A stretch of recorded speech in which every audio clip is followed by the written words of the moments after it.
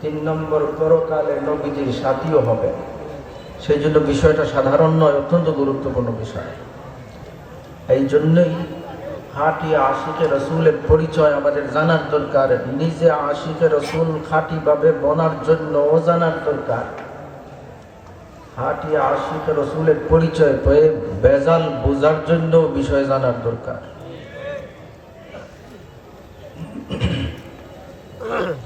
ভাইরা আমার, যে আয়াতে কারিমা আমি আপনাদের সামনে তেলাওয়াত করেছি, এই আয়াতের মধ্যে আল্লাহ রাব্বুল আলামিন খাঁটি আশিকে রাসূলদের পরিচয় দিতে যে একটা বিশেষ বিষয়ের আলোচনা করেছেন। এই আয়াত নাজিল হয়েছে বিখ্যাত সাহাবী হযরত আবু উবাইদা ইবনুল জাররাহ রাদিয়াল্লাহু তাআলা আনহুর একটা ঘটনাকে কেন্দ্র করে। হযরত আবু উবাইদা ইবনুল জাররাহ রাদিয়াল্লাহু তাআলা আনহু জান্নাতের সুসংবাদ প্রাপ্ত 10 জন সাহাবীর অন্যতম ছিলেন। ওনার মর্যাদা এত বেশি ছিল যে একবার কিছু লোক হুজুর সাল্লাল্লাহু আলাইহি ওয়াসাল্লামের কাছে এসেছেন, অমুসলমান কিছু মানুষ, একজন বিচারক দেওয়ার জন্য, ন্যায় ইনসাফের ভিত্তিতে যিনি তাদের সমস্যার সমাধান করে দিবেন, এই ধরনের একজন লোক নেওয়ার জন্য নবীজির দরবারে খ্রিস্টানরা এসেছিল। নবীজি বললেন, আমি তোমাদেরকে ভালো এবং বিশ্বস্ত একজন মানুষ দিব। এই কথা বলার পরে সাহাবায়ে কেরাম যখন শুনলেন ভালো বিশ্বস্ত মানুষ নবীজিকে বিচারক হিসেবে পাঠাবেন, সবার মনের মধ্যে একটা আকাঙ্ক্ষা তৈরি হলো যে ভালো বিশ্বস্ত নবীজির দৃষ্টিতে যদি আমি হতাম, অর্থাৎ যারই পাঠাইবেন বোঝা যাবে তিনি নবীর দৃষ্টিতে ভালো এবং বিশ্বস্ত। সেই জন্য সবারই আকাঙ্ক্ষা তৈরি হয়েছে, যদি নবীজি আমার নামটা বলতেন। ওমর রাদিয়াল্লাহু তাআলা আনহু ফরমান, জীবনে একবারই আমি নেতৃত্বের লোভ করেছি, কোন জায়গায় দায়িত্ব নেওয়ার লোভ করেছি একবার, এবং এটা এই সময় যখন নবীজি বিচারক হিসেবে পাঠানোর জন্য বলছেন ভালো বিশ্বস্ত মানুষ পাঠাইব। ওমর রাদিয়াল্লাহু তাআলা আনহু মনে মনে আকাঙ্ক্ষা করতেছেন, যদি হুজুর আমাকে পাঠায় দিতেন, যদি আমাকে পাঠাইতেন তাইলে তো নবীজির দৃষ্টিতে ভালো বিশ্বস্ত মানুষ আমি হওয়ার গৌরব অর্জন করতাম। সেই জন্য এই আকাঙ্ক্ষা ওমর রাদিয়াল্লাহু তাআলা আনহু ভিতরে রাখছেন, আর বলছেন এই একবারই দায়িত্ব নেওয়ার আকাঙ্ক্ষা করছে, লুপ করছে। নবীজি জোহরের নামাজ পড়লে নামাজ পড়ে ডানে বামে তাকাইতেছেন, অর্থাৎ কেউ একজনের নাম বলবেন, যাকে পাঠাইবেন তার নাম ঘোষণা দিবেন, তো নবীজি ডানে বামে তাকাইতেছেন।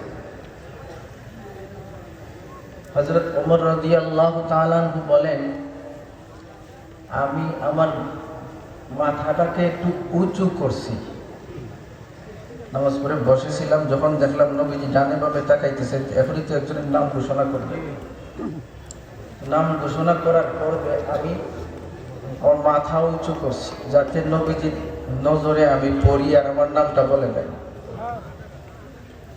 কিন্তু হুজুর সাল্লাল্লাহু আলাইহি ওয়াসাল্লাম ওমর রাদিয়াল্লাহু তাআলা আনহু মাথা উঁচু করার পরেও ওনার নাম বলেন নাই, কারো নাম বলেন নাই। হযরত আবু উবাইদা ইবনুল জাররাহ রাদিয়াল্লাহু তাআলা আনহুর নাম বলেছেন। এই বিখ্যাত সাহাবী আমিনু হাযিহিল উম্মাহ, নবীজির দেওয়া লাকাব। এই সাহাবীর ঘটনা প্রসঙ্গে এই আয়াত নাজিল হয়েছে। ঘটনাটা কি ছিল? বদরের ঐতিহাসিক যুদ্ধ যখন সংঘটিত হয়, মুসলমানরা তো সংখ্যায় কম ছিলেন 313 জন, আর কাফেরদের তিন ডাবল বাহিনী যখন মুসলমানদের বিরুদ্ধে দাঁড়ালো, তখন মুসলমান যারা ইসলামের পক্ষে জেহাদে গেছেন তাদের অনেক আত্মীয় স্বজনও কাফেরদের পক্ষে যোদ্ধা হয়ে এসেছিল। এই সমস্ত মানুষদের মধ্যে হযরত আবু উবাইদা ইবনুল জাররাহ রাদিয়াল্লাহু তাআলা আনহুর বাবাও ছিলেন। যারা কাফেরদের পক্ষে যুদ্ধ করার জন্য এসেছেন তাদের মধ্যে অনেক আত্মীয় স্বজনের মধ্যে আবু উবাইদা ইবনুল জাররাহ রাদিয়াল্লাহু তাআলা আনহুর আব্বাও ছিলেন। এমনকি সিদ্দিক আকবর রাদিয়াল্লাহু তাআলা আনহু হযরত আবু বকর সিদ্দিক রাদিয়াল্লাহু তাআলা আনহুর ছেলেও ছিলেন। আব্দুর রহমান ইবনে আবি বকর আয়েশা রাদিয়াল্লাহু তাআলা আনহার আপন ভাই হযরত আবু বকর রাদিয়াল্লাহু তাআলা আনহুর বড় ছেলে, বড় সাহেবজাদা আব্দুর রহমান ইবনে আবি বকর, যিনি পরবর্তীতে মুসলমান হয়েছেন হুদায়বিয়ার সন্ধির সময়, কিন্তু তখনও তিনি কাফেরদের পক্ষেই এসেছিলেন। তো যাই হোক, আবু উবাইদা ইবনুল জাররাহ রাদিয়াল্লাহু তাআলা আনহুর আব্বা কাফেরদের পক্ষে এসেছেন। ভাইরা আমার, যুদ্ধ যখন ভয়ঙ্কর আকার ধারণ করেছে, ওই সময় অল্প সংখ্যক মুসলমানদের হাতে যখন কাফেরেরা মার খাচ্ছিল, পরাজয়ের মুখোমুখি হতে যাচ্ছিল, ওই সময় আবু উবাইদা ইবনুল জাররাহ রাদিয়াল্লাহু তাআলা আনহুর আব্বা, যিনি কাফেরদের পক্ষে এসেছেন, উনি ওনার সামনে চলে এসেছেন। বাবা ছেলের সামনে, দুই পক্ষে দুইজন, একজন ইসলামের পক্ষে, একজন ইসলামের বিপক্ষে, কাফেরের পক্ষে। বাবা কাফেরের পক্ষে, ছেলে মুসলমানের পক্ষে। দুই পক্ষের দুইজন মুখোমুখি হয়ে গেছেন, কিন্তু সম্পর্ক বাবা আর ছেলে। ভাইরা আমার, এই ধরনের একটা আবেগময় পরিস্থিতির মধ্যেই হযরত আবু উবাইদা ইবনুল জাররাহ রাদিয়াল্লাহু তাআলা আনহু নিজের বাবাকে শত্রুপক্ষের যোদ্ধা হিসাবে যখন দেখলেন, বাবাকে খাতির করেন নাই, নবীজির বিরুদ্ধে আসার কারণে ছেলের হাতে বাবা নিহত হলেন।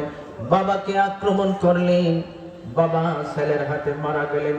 ইসলামের জন্য বাবাকে এইভাবেই মেরে নবীর দুশমনকে সাফ করে দিলেন হযরত আবু উবাইদা ইবনুল জাররাহ রাদিয়াল্লাহু তাআলা আনহু। ছেলে কিন্তু নবীর বিপক্ষে আসায়, ইসলামের বিপক্ষে বাবা চলে আসায় খাতির করেন নাই, এই কথা চিন্তা করেন নাই, আরে আমার দেখি আব্বা, কোনো চিন্তা করেন নাই, বরং ইসলামের বিপক্ষে এসেছো, আল্লাহ এবং তার রাসূলের দুশমনদের সাথী হয়ে এসেছো, বাবা হলেও খাতির নাই। لا تجد قوما يؤمنون بالله واليوم الآخر يوادون من حاد الله ورسوله। রব্বুল আলামিন ফরমান, যারা আল্লাহকে বিশ্বাস করে, পরকালকে বিশ্বাস করে, অর্থাৎ যারা ঈমানদার, তাদের মধ্যে আপনি এমন কোনো মানুষ পাবেন না যারা আল্লাহ এবং রাসূলের দুশমনদের সাথে বন্ধুত্ব রাখে, যারা আল্লাহ এবং রাসূলের দুশমনদের সাথে সম্পর্ক রাখে। ঈমানদারদের মধ্যে এমন কাউকে আপনি পাবেন না। ওয়ালাউ কানু আবাআহুম আও আবনাআহুম আও ইখওয়ানাহুম আও আশীরাতাহুম।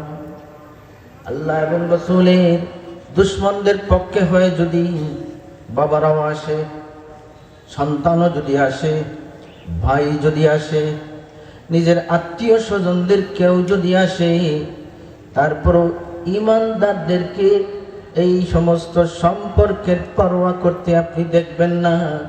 এই আল্লাহ রাসূলের দুশমনদের সাথে তাদেরকে খাতির লাগাতে দেখবেন না। বলেন সুবহানাল্লাহ। لا تجد قوما يؤمنون بالله واليوم الآخر يوادون من حاد الله ورسوله ولو كانوا آباءهم أو أبناءهم أو إخوانهم أو عشيرتهم।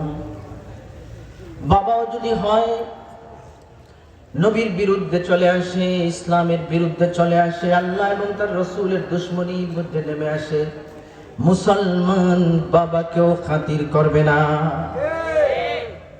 ইমানদার বাবাকেও খাতির করবে না। আল্লাহ সঠিক সাচ্চা নবী প্রেমিকদের খাঁটি মুসলমানদের ইমানদারদের পরিচয় দিতে গিয়েই কথা বলবে। এরা আল্লাহ এবং রসুলের দুশমনদের সাথে কোনো ধরনের সম্পর্ক করবে না, বন্ধুত্ব করবে না, বাবা হলেও খাতির করবে না।